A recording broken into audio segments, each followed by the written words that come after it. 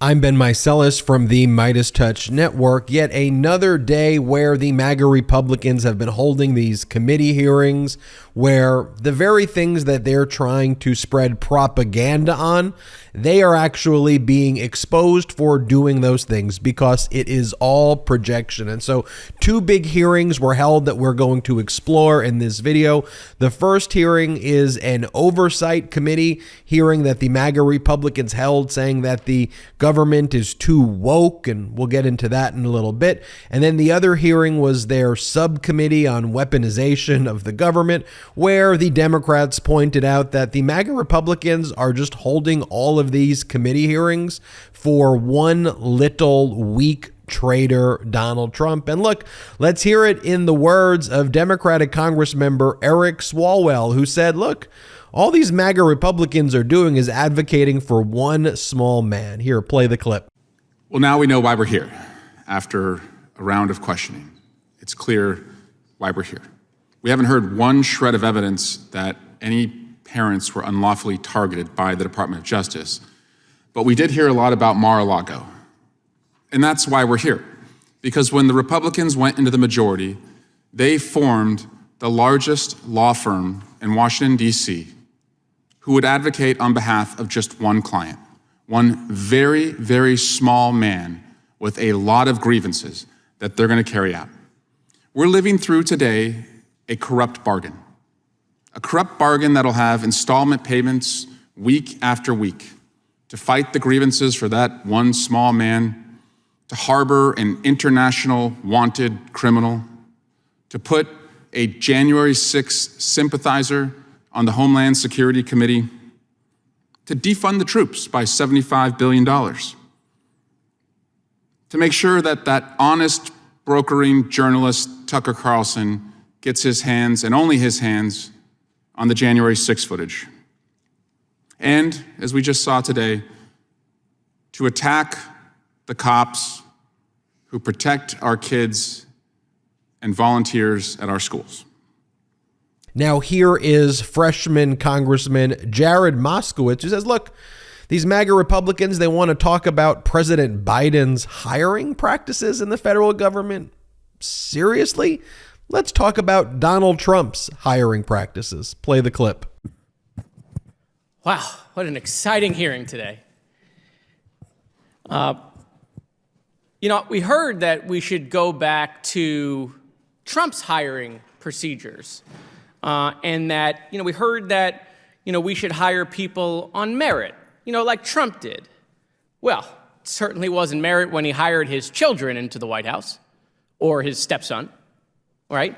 I assume you weren't the one who approved Jared Kushner's security clearance when security experts said he shouldn't have security clearance. I assume that wasn't you. Congressman, I wasn't in the administration at that time. Yeah, no, I know. I assume you also weren't the person who hired General Michael Flynn. That wasn't your hire. We do career civil service and not politicals. Right. I'm not the only one who thought the hiring procedures from the Trump administration were pretty bad. I mean, one of Trump's own allies just said a couple weeks ago that he loves President Trump, but his HR was horrible. In fact, quite frankly, it's President Trump himself that says, quite frankly, his hiring procedures were quite terrible. John Bolton, who worked in the Trump administration, Trump called him a wacko and a sick puppy. Jeff Sessions, who was hired by Donald Trump, was called mentally unqualified. John Kelly, who was hired by Donald Trump, Trump said he was way over his head. Rex Tillerson, who was hired by Donald Trump, he was dumb as a rock. Nick Mulvaney, who was hired by Donald Trump, says, if there's one criticism that I would level against the president, is he didn't hire very well. So I'm again perplexed. Here we are yet again at another hearing where we want to talk about, going back to, Trump's good old days, and now we want to bring back Trump's hiring procedures because, they're trying to score some points for you. But, HR wasn't really a strong suit in the Trump administration. Don't listen to me. I just listened to Donald Trump. He admits the people he hired were terrible. He hates all of them, in fact, which is an unbelievable sort of event. And so with that, I yield back. Thank you. Back to Congressman Eric Swalwell, who says, look, what the Republicans are trying to do here, they're spreading lies, but when they spread the lie that, oh, the Department of Justice is going after school board hearings or concerned parents, no, they're not. No, they're not.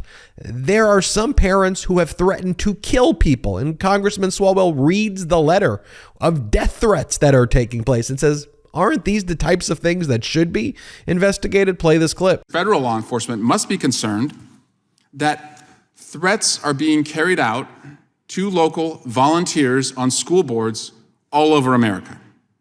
And apparently, the majority is here today to defend those who are making those threats. Taking time away from hanging out with the January 6th defendants at the DC jail, they're here today to defend threats like this. A threat that says, it is too bad that your mama is an ugly communist whore. If she doesn't quit or resign before the end of the year, we will kill her. But first, we will kill you. That was a threat sent to a child. These guys are defending that threat. They don't believe law enforcement has any business investigating that threat. I don't know what happened to the Republican Party that sided with law enforcement and law and order and public safety, but we're here today because they believe that threat is okay and no one in law enforcement should investigate it. Here is freshman Congress member from New York, Dan Goldman, saying, look, the real weaponization is Donald Trump. Like, look what Donald Trump did to Michael Cohen. Play the clip. Yeah. You have repeatedly said that this committee is all about protecting the First Amendment. Mm-hmm. And what's unfortunate here is that we are talking about Twitter and that we are not talking about Republican government officials around the country who are banning books.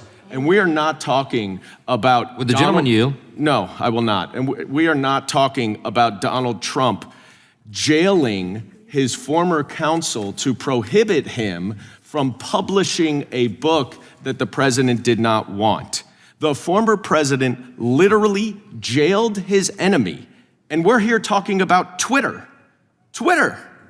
And even with Twitter, you cannot find actual evidence of any direct government censorship of any lawful speech. And when I say lawful, I mean non-criminal speech, because plenty of speech is non-criminal. And on the other hand, you have MAGA Republican Clay Higgins trying to act like people didn't really die of COVID and spreading COVID disinformation. Play this clip. Inundated with data about how many people were dying allegedly of COVID. Turned out they died with COVID, but that's another story for another day. Yeah. Absolutely despicable. And here is Congresswoman Lauren Boebert, who's trying to question the witness from the Biden administration about labor statistics and saying how bad the federal government is managing their staff. But Lauren Boebert is citing the statistics from the Trump administration. A professional, she professionally walks into rakes. Here, play this clip. You're not aware of any employee taking something that one would consider a vacation time and bringing their computer and maybe logging in just a portion of that time, or not at all? We have more than 25% of federal employees not logging into work, and they're teleworking.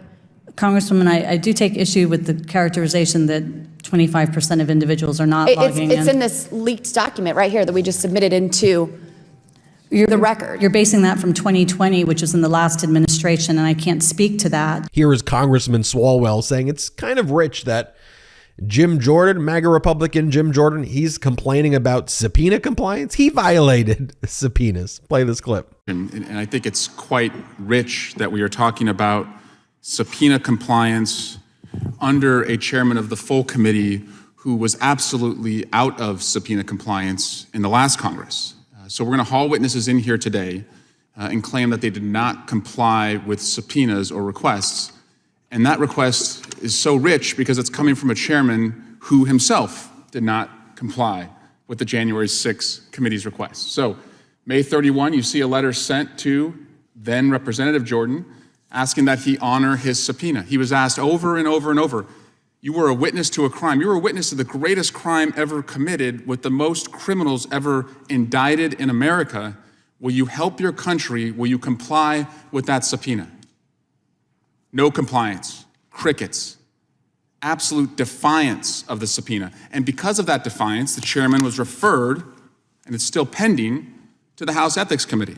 And why? Well, it's because he took an oath.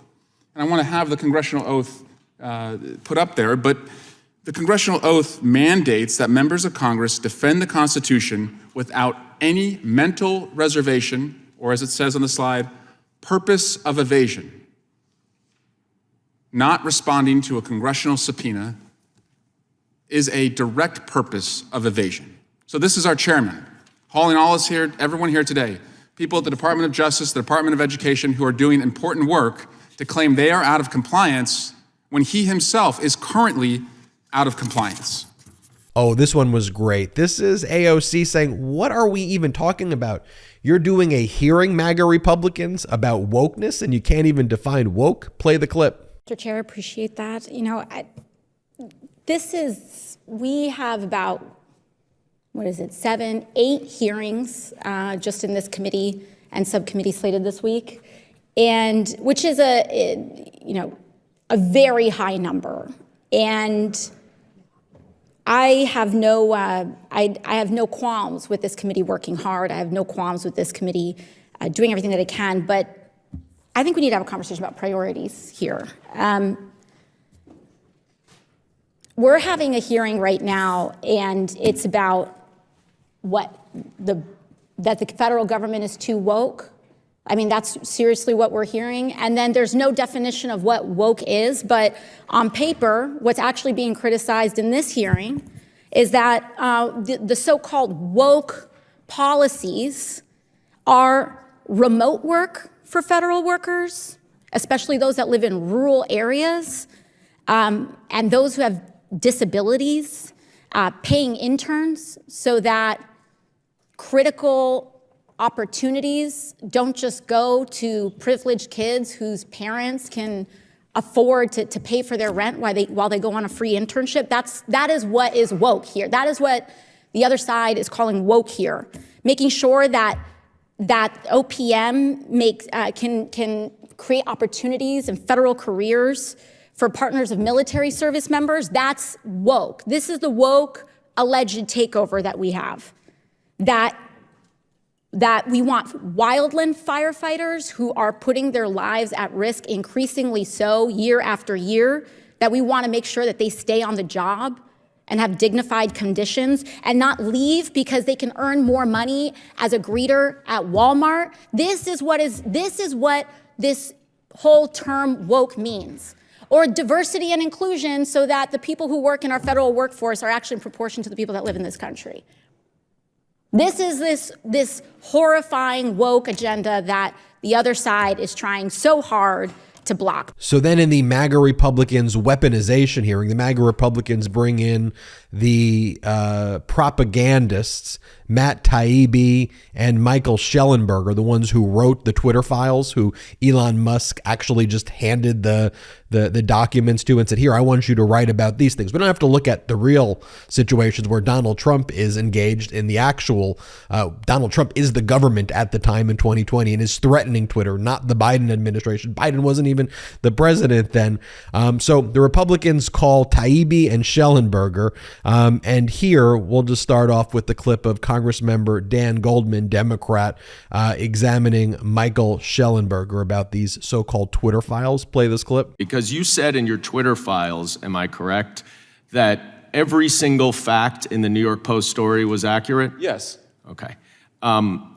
Do you recall that the first paragraph of that Post story said that then Vice President Joe Biden pressured Ukraine to fire its prosecutor general because he was investigating Burisma, where Hunter Biden was on the board? Yes. Okay. I have here, which I'd like to enter into the record, the Trump-Ukraine impeachment inquiry report, 300 pages by the House Intelligence Committee. Did you review this report before you said that every fact in this story was accurate? Without objection, the material be entered in the record. Did I read that before I wrote the Twitter files? No. Yeah. Okay. I'm aware because of its if content. you read this, you would have known that every single State Department and Trump administration expert on Ukraine said that Vice President Joe Biden, in concert with the European Union and the IMF, was executing official U.S. policy by encouraging Ukraine to fire the prosecutor general because he was not prosecuting corruption and was not prosecuting companies like Burisma. So that story, notwithstanding your allegations, was false. And I yield back. Here is Congressmember Goldman again pointing out to Schellenberger, who is the hack who wrote this for Elon Musk, and explaining, you are aware that like the sole source of this story is Rudy Giuliani, who was getting the information from Russian intelligence. Play this clip. Are you aware that Rudy Giuliani was the sole source of the hard drive obtained by the New York Post? That is my understanding. And are you aware that Rudy Giuliani had been openly cavorting with agents of Russian intelligence throughout 2020? That is also my understanding. Now, this was the same Russian agent who had been feeding information to Senators Johnson and Grassley, I might add. But also, are you aware that Rudy Giuliani told the New York Times that he did not want anyone to do an analysis of the hard drive until it was published?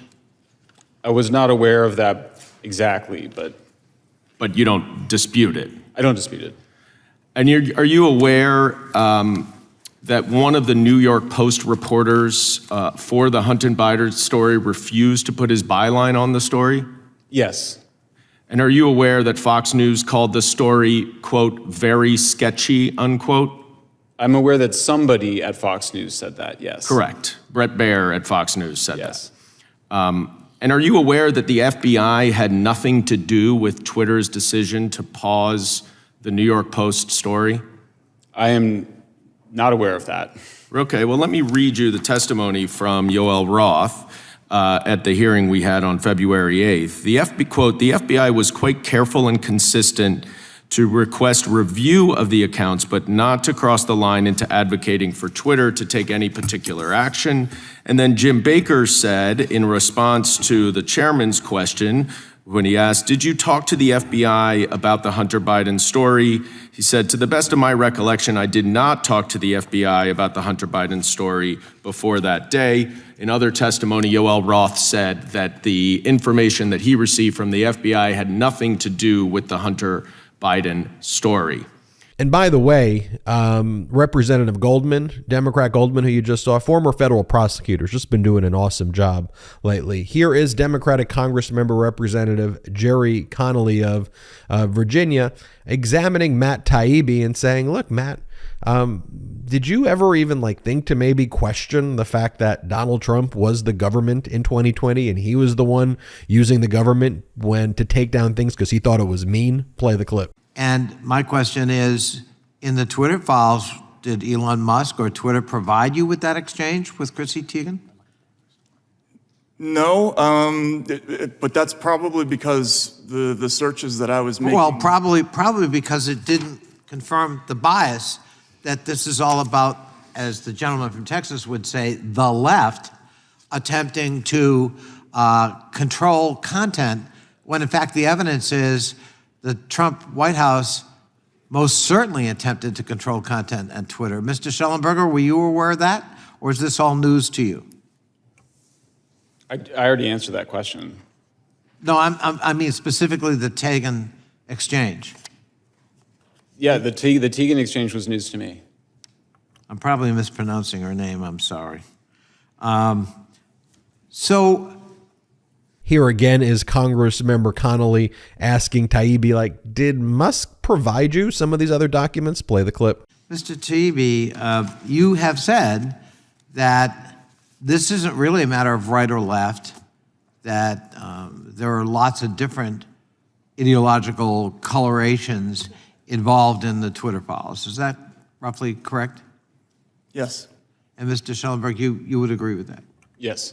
So when you release information, have you released any information of, for example, right-wing elements or the Trump White House attempting to moderate content at Twitter? Yes. No, not the Trump White House per se, although I did report initially in the first Twitter files that the Trump White House had made and requests and had been honored. Mr. Schellenberg? I did not find that.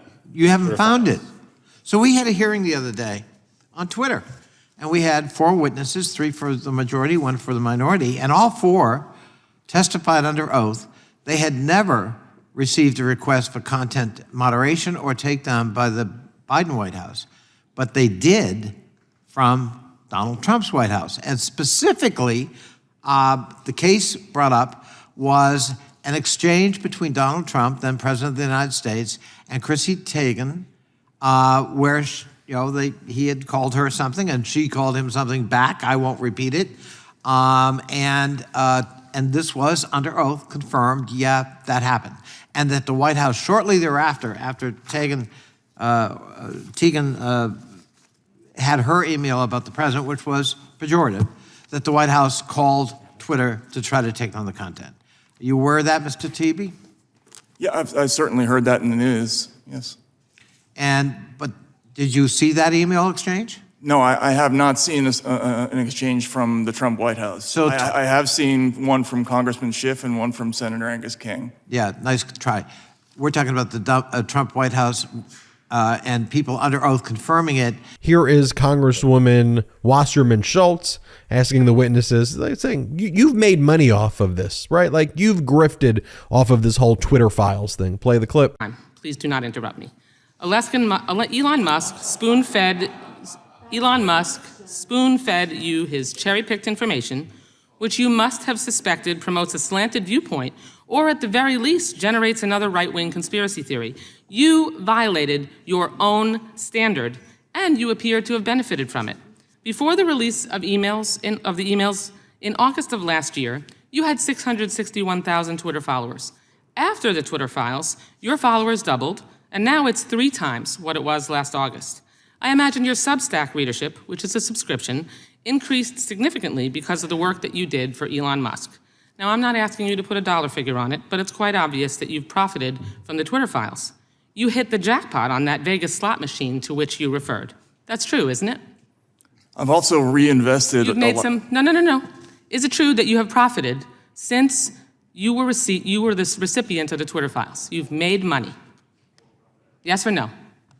I think it's probably a wash, honestly. No, you have made money that you did not have before, correct? But I've also spent money that I didn't have before. I just hired a whole group of people to investigate. Patently obvious answer, reclaiming my time. Attention is a powerful drug. Eyeballs, money, prominence, attention, all of it points to problems with accuracy and credibility. And the larger point, which is social media companies are not biased against conservatives, and if anything, they ignored their own policies by allowing Trump and other MAGA extremists to post incessant lies, endangering public safety and even our democracy. Hypocrisy is the hangover of an addiction to attention. Here is Congressmember Dan Goldman saying, look, like there is a difference here between flagging dangerous tweets and weaponizing things, right? Play this clip. I'll move on. Mr. Schellenberger, in all of the emails that you reviewed, did the FBI ever direct Twitter to take down any accounts or remove any posts? Yes. They directed Twitter to remove them, or they said these may violate your terms and services? Yes. I think that's an accurate use of the word direct.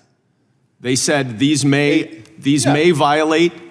You think that saying that these may violate your terms and conditions is the same as directing them to take an account down? Yeah, I mean, I think if a police officer says, all right, well, you broke the that's law. Very helpful. That's very helpful. I'm glad to know that you think flagging something for a private company to make a decision about what they should do is a direction. Now, Well, here I like this one. This is Representative Goldman saying to Matt Taibbi, like, don't you think that the FBI should want to stop foreign intelligence? Like, isn't that a good thing? Yes or no? Here, play the clip. Please, let me move on. That's how this works. You should know that by now. So, do you disagree with the special counsel Mueller's conclusion in his report, Mr. Taibbi, that the Trump campaign knew about Russia's interference, they welcomed it, and they used it for their benefit? You have no reason to disagree with that, don't you? You have no information. So after that foreign interference in our 2016 election, Twitter and other social media companies naturally wanted to work with the intelligence community to stop Vladimir Putin from interfering in our elections again.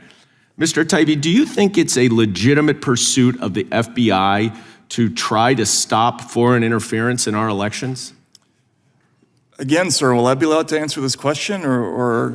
It's a yes or no question. Do you think it's a legitimate pursuit of the FBI? It's not a yes or no answer. No. I'm not asking how. I'm saying, as an objective, do you think it's a legitimate objective of the FBI to stop foreign interference in our elections? I think it's a legitimate objective to stop actual foreign interference. Okay. I mean, I don't know what the difference is, but that's fine. Well, since Russia used social media disinformation, according to Special Counsel Mueller, I understand you may disagree with the allegations, to interfere in our 2016 elections, are you trying to say that the FBI had no basis to inform social media companies about efforts to potentially interfere in our elections after 2016? I can tell you that I read internal Twitter emails where Twitter expressly talked about the fact that the FBI couldn't possibly know more than they did about whether or not there was Russian interference, and that in fact, even they couldn't determine which accounts were actually IRA and which ones weren't. Okay, I understand you like to filibuster. That was not an answer to my question. But I'll move on. There you have it, folks. Another day of MAGA Republican hearings. And again, going back to what AOC said, like, what are these priorities? Like, Americans, we want to focus on jobs and education and healthcare and protecting our troops and veterans. And what are these MAGA Republicans doing? They're holding hearings on wokeness in the federal government. They don't even have the stats right. You saw with Lauren Boebert, they want to spread conspiracy theories. They're talking about their Twitter accounts. What in the world are these people doing? Well, for one thing they're doing is exposing themselves, and we're going to call it out here on the MeidasTouch Network. I'm Ben Meiselas. Make sure you hit subscribe. We're marching to 1 million subscribers in the month of March. It is free to subscribe, so please hit the subscribe button right there. Also, check us out at patreon.com/MeidasTouch, patreon.com/MeidasTouch. You'll love the content we have on our Patreon site, so check it out. And also, wherever you get your audio podcast, just search MeidasTouch Podcast and download it right there. I'm Ben Meiselas, again, from the MeidasTouch Podcast. Now hit subscribe. It's free to subscribe. Our blue wall stopped the red wave and election deniers got denied election. That's why we're celebrating with the new Democracy Prevails team. We've got lots of work to do, but we should all be proud that when democracy was tested, democracy prevailed. You've earned this. Don't wait. Get yours right now at store.meidastouch.com. That's store.meidastouch.com.